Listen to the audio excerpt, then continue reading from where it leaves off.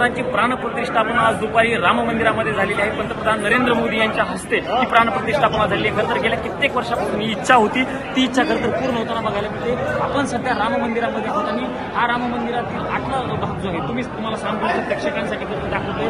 बघू शकतो कशा पद्धतीनं फुलांची आकर्षक सजावट जी आहे ती राम मंदिरावर करण्यात आलेली आहे। आकर्षक लाइटिंग जी आहे ती करण्यात आलेली आहे। खरं आपण जर बघितलं तर या इथून पुढे जर आपण बघितलं तर भाविकांची गर्दी जी आहे ती मोठी असते। आपण चित्र बघायला मिळते काही वेळापासून भाविक भक्त जे आहेत ते या ठिकाणी येत आहेत। निमंत्रित भाविक भक्तांना प्रवेश असं असताना हे भाविक भक्त आहेत ते मंदिरावर आले प्रभू श्रीरामचंद्रजी जे अशा पद्धतीच्या घोषणा देत आहेत। भाविक भक्तांमध्ये मोठा उत्साह आणि मोठा आनंद असल्याचं आपल्याला बघायला मिळते। खरं तर ह्या मंदिराला मी म्हटलं तसं आकर्षक सजावट जी आहे ती करण्यात आलेली आहे। वेगवेगळ्या फुलांच्या माळा ज्या आहेत त्या लावण्यात आलेल्या आहेत। निमंत्रित सदस्य जे आहेत ते काही वेळापासून खरं तर या ठिकाणी त्यांना मंदिरामध्ये थेट श्रीरामचंद्राचं दर्शन करण्याची संधी मिळालेली आहे। त्यानंतर आपण राम मंदिराच्या आतली ही संपूर्ण दृश्य आपण साम टीव्हीच्या माध्यमातून पाहतोय। खरं तर ही दृश्य पाहण्यासाठी देशभरातील प्रत्येक रामभक्त या क्षणाला उत्सुक आहेत आणि साम टीव्हीच्या माध्यमातून तुम्ही घर बसल्या ही संपूर्ण दृश्य पाहू शकताय।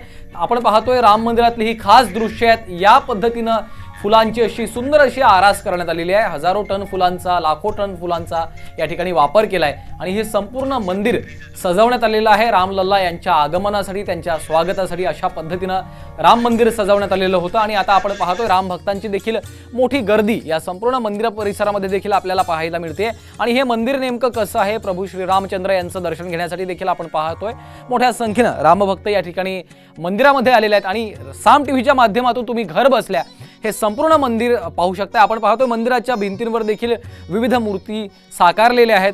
हनुमानांची देखील मूर्ती आपल्याला या ठिकाणी पाहायला मिळते। अशा पद्धतीने हे संपूर्ण मंदिर मंदिराचा जो आतला भाग आहे तो देखील आम्ही दाखवण्याचा तुम्हाला साम टीव्हीच्या माध्यमातून प्रयत्न करतोय। आमच्या प्रतिनिधींनी हा संपूर्ण मंदिरातील आतला जो भाग आहे तो महाराष्ट्रातल्या संपूर्ण जनतेपर्यंत पोहोचवावा, त्यांना देखील या संपूर्ण मंदिरातून पाहता यावं यासाठी केलेला हा खरं तर प्रयत्न आहे। गेल्या काही दिवसांपासून आम्ही सातत्यानं राम मंदिराच्या संदर्भातल्या सर्व घडामोडी, सर्व अपडेट्स तुमच्यापर्यंत पोहोचवतोय आणि राम मंदिराची ही सगळी खास दृश्य आहेत साम टीव्हीच्या प्रेक्षकांसाठी। खरं तर देशभरातील प्रत्येक राम भक्त हाच नजारा पाहण्यासाठी उत्सुक आहे की रामलल्ला ज्या भव्य दिव्य मंदिरामध्ये विराजमान झालेले आहेत ते मंदिर नेमकं कसं आहे हे पाहण्याची सगळ्यांनाच उत्सुकता आहे।